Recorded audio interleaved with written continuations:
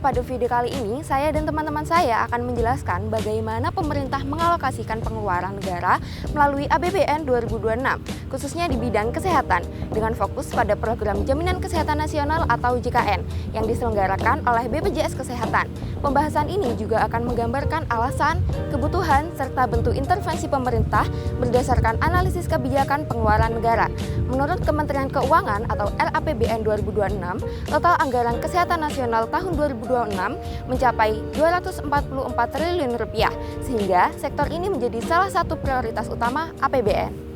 Mengapa diperlukan kebijakan pengeluaran negara? Sebagai instrumen fiskal, APBN memiliki peran penting dalam memastikan seluruh masyarakat memperoleh akses kesehatan.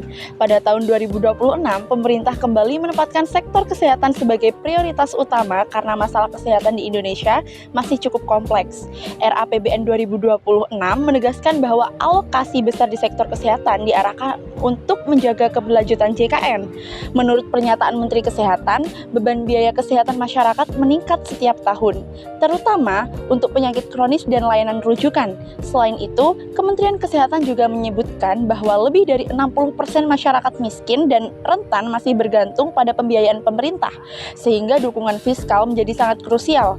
Masalah utamanya adalah masih banyak masyarakat yang tidak mampu membayar layanan kesehatan, terutama kelompok miskin dan juga rentan. Tanpa intervensi pemerintah, mereka beresiko mengalami kemiskinan baru akibat biaya pengobatan yang mahal. Selain itu, kualitas dan persebaran layanan kesehatan juga belum merata antara daerah, perkotaan, dan juga pedesaan.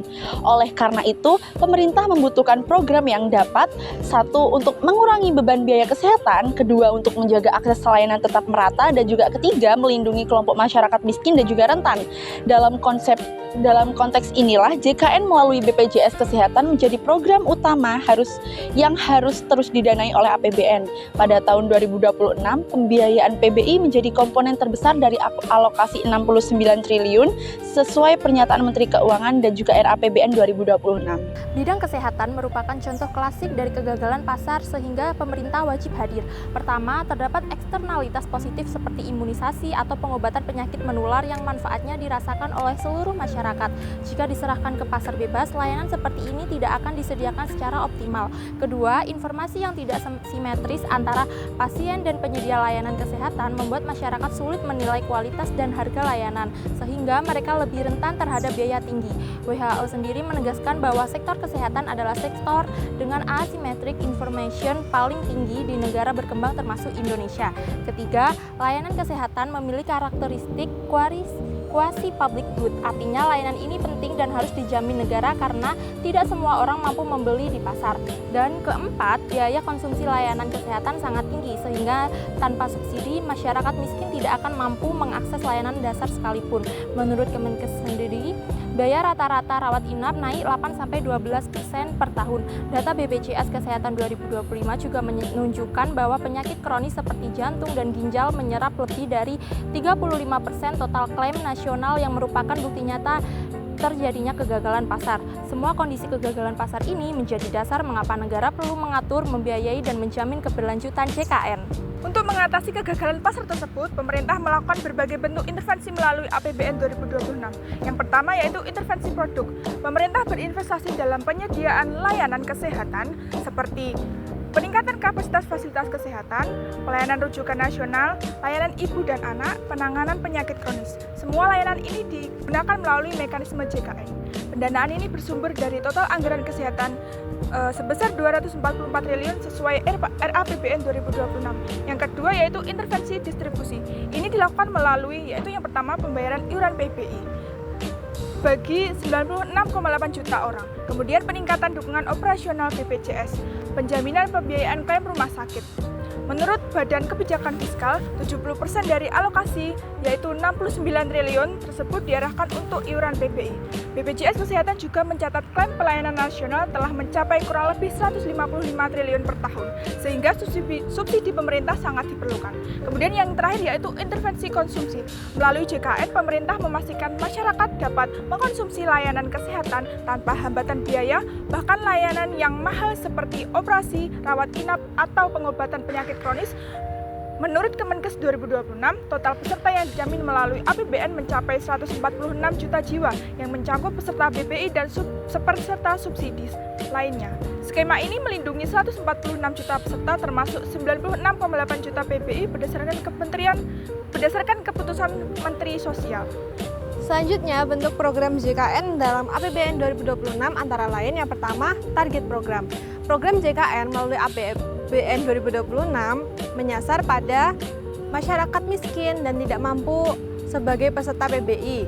Selanjutnya, kelompok masyarakat rentan serta peserta JKN lain yang masih membutuhkan dukungan pemerintah termasuk dalamnya 49,6 juta peserta kelas 3 yang mendapatkan subsidi sebagai dari pemerintah sesuai data Kemenkes 2026. Yang kedua yaitu bentuk program. Bentuk program yang dibiayai APBN meliputi pembayaran iuran bagi peserta PBI, pendanaan operasional BPJS Kesehatan, pembiayaan layanan kesehatan prioritas nasional, penyesuaian tarif fasilitas kesehatan, serta penguatan sistem informasi layanan kesehatan.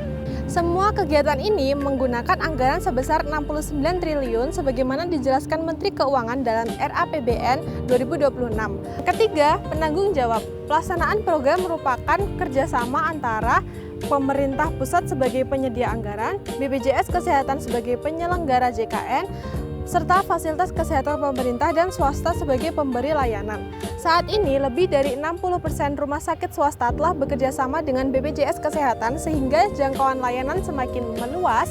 Kemenkes juga mencatat bahwa kolaborasi ini meningkatkan kapasitas layanan hingga 35-40%.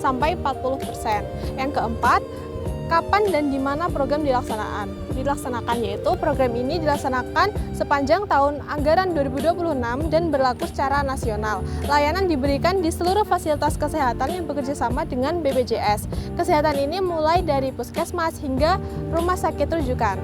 Program JKN memiliki beberapa keunggulan yang membuatnya layak menjadi prioritas APBN. Yang pertama adalah keunggulan kolaborasi dengan sektor swasta melalui kerjasama dengan rumah sakit dan klinik swasta sehingga kapasitas pelayanan meningkat, akses masyarakat lebih luas, dan kualitas pelayanan dapat bersaing. BPJS Kesehatan mencatat lebih dari 60% rumah sakit swasta sudah bekerja sama memperkuat penyediaan layanan nasional. Kolaborasi ini menurut Kemenkes menambah kapasitas layanan sehingga 35-40%. Kehadiran sektor swasta membantu efisiensi karena layanan dapat diberikan lebih cepat dan dekat dengan masyarakat. Yang kedua adalah keunggulan internal pemerintah. Dari sisi pemerintah, pembiayaan JKN meningkatkan pemerataan layanan atau equity, meningkatkan efisiensi belanja melalui sistem klaim, memperkuat tata kelola sistem kesehatan, serta memberikan jaminan perlindungan sosial yang stabil. Badan Kebijakan Fiskal menurut JKN menyebut JKN meningkatkan efektivitas belanja kesehatan hingga 20% lebih efisien dibanding dengan membayar langsung dengan pasien. Semua manfaat ini didukung oleh alokasi APBN 2026 sebesar Rp244 triliun untuk kesehatan dengan Rp69 triliun khusus JKN.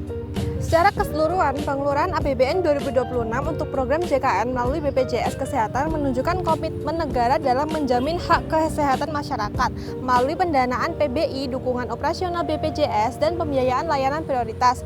Pemerintah memastikan bahwa setiap warga negara tetap dapat mengakses layanan kesehatan tanpa terbebani biaya.